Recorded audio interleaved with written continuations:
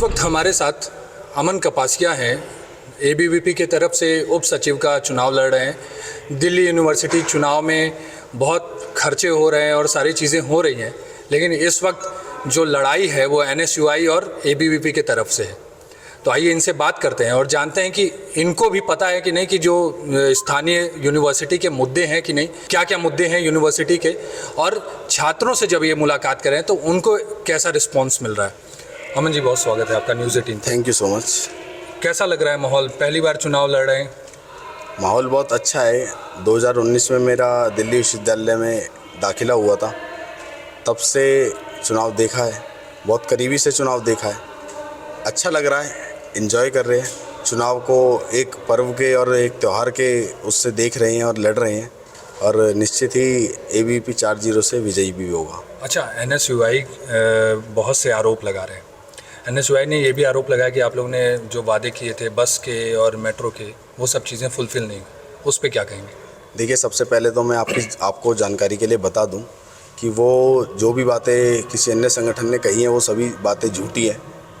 आपने जैसी बात रखी बसेस की, तो मैं आपको बस के लिए बताना चाहूँगा कि 3 वर्षों से जब कोरोना काल रहा और डूसू का फंड जो रुका हुआ था 75 लाख रुपीज़ का, उसको एबीवीपी लेड डूसू ने 75 लाख रुपीज़ के फ़ंड को निकलवाया, और वो अभी चुनाव से लगभग 2 हफ्ते पहले ही वो ड्यू के वाइस चांसलर सर को सौंपा गया, जिसमें जो हमारी यूनिवर्सिटी स्पेशल बसेस चलती हैं जो नॉर्थ कैंपस और साउथ कैंपस को कनेक्ट करती है, वो स्टार्ट हो चुकी है। तो मुझे लगता है कि आपको उनको जवाब देना चाहिए कि वो ठीक से देखें, या तो शायद उनकी आंखें बंद हो गई है, या कहीं तो वो चुनावी मेंढक हैं सिर्फ, जो केवल चुनाव के समय में निकल कर आते हैं और उन्हीं विषयों को बार बार बोलते हैं। अच्छा, एक सवाल और है कि पिछले कुछ वर्षों में आप लोगों ने ये जो मेट्रो में कंसेशन दिलाने की बात की थी, लेकिन वो अभी तक पूरा नहीं हो पाया, तो उस पर क्या है?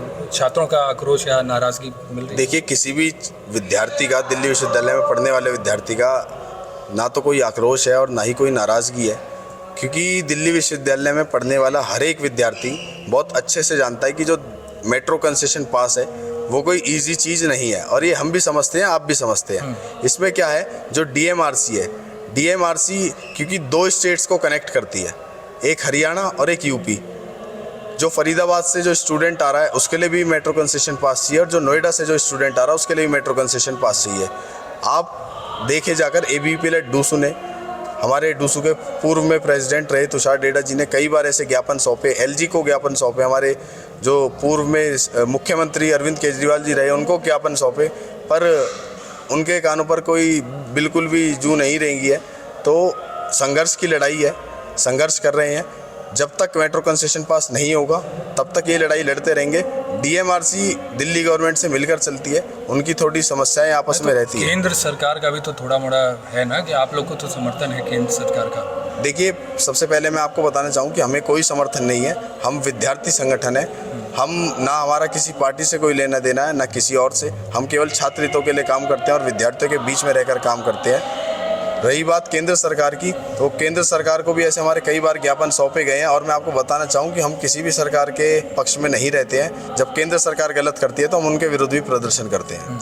अच्छा, ये जो चुनाव की जो डेट आई उसके बाद एक चीज़ें सामने आई कि आप प्रचार में 5000 से ज़्यादा पर कैंडिडेट का नहीं कर सकता यूज़, लेकिन जैसा प्रचार देखा जा रहा है वो मैं सिर्फ एबीवीपी के लिए नहीं बोल रहा हूँ, मैं एनएसयूआई के लिए भी बोल रहा हूँ, बाकी संगठनों के लिए भी बोल रहा हूँ कि आप दिल्ली यूनिवर्सिटी के सड़कों पर निकल जाएं या कहीं पे भी निकल जाएं, इतने पैम्पलेट्स हैं, इतनी बड़ी बड़ी लग्जरी गाड़ियाँ हैं, क्या ये खाली 5000 के अंदर में लिमिट हो रहा है? क्योंकि 4 आदमी 20,000।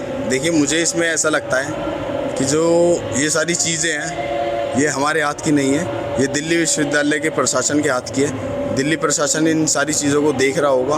अगर उनको कोई चीज़ ऐसी दिखती होगी कि अगर कोई कुछ ऐसा होता है, ज़्यादा खर्चा होता है, तो इस पर जो भी फैसला होगा वो दिल्ली विश्वविद्यालय लेगा, और दिल्ली विश्वविद्यालय की जो इलेक्शन कमीशन है वो लेगी। तो इसमें कैंडिडेट्स का कोई लेना देना नहीं है, ये सारा फैसला दिल्ली विश्वविद्यालय के प्रशासन का है। अच्छा, आपको क्या लगता है कि ये दिल्ली यूनिवर्सिटी के मुद्दे क्या हैं? चुनाव आ गया, आप लोग पब्लिक के स्टूडेंट्स के पास जा रहे हैं, आप लोग वादे कर रहे हैं, मैनिफेस्टोज भी आया, लेकिन आपको क्या लगता है, आप जब बच्चों से मिल रहे हैं, छात्रों से, तो उन क्या कुछ ऐसे भी मुद्दे सामने आए जो अभी तक मैनिफेस्टो और इन सब चीज़ों में नहीं नोट किए गए?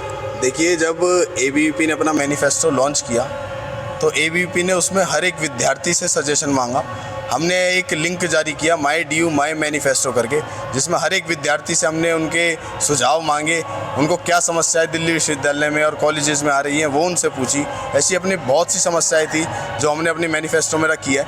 1 कोर्स 1 फीस की एक समस्या थी कि अलग अलग कॉलेज में सेम कोर्सेज़ की अलग अलग फ़ीस रहती है, तो सभी कॉलेजेस में सभी कोर्सेज़ की जो फ़ीस है वो एक जैसी हो, ये हमारा विषय था। दूसरा हॉस्टल्स का विषय हमने रखा है कि जो प्रवासी विद्यार्थी आते हैं उनको हॉस्टल्स की बहुत समस्या आती है, बाहर वो रहते हैं तो उनको बहुत महंगा लेना पड़ता है, फ्लैट हो चाहे वो पीजी हो।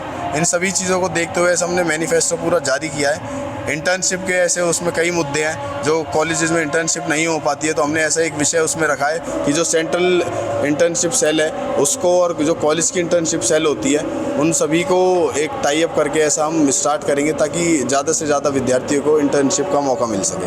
अच्छा, रौनक खत्री के बारे में क्या कहना है आपका? देखिए, मैं किसी भी पर्सनल न्यूज़ पर टिप्पणी नहीं करूँगा।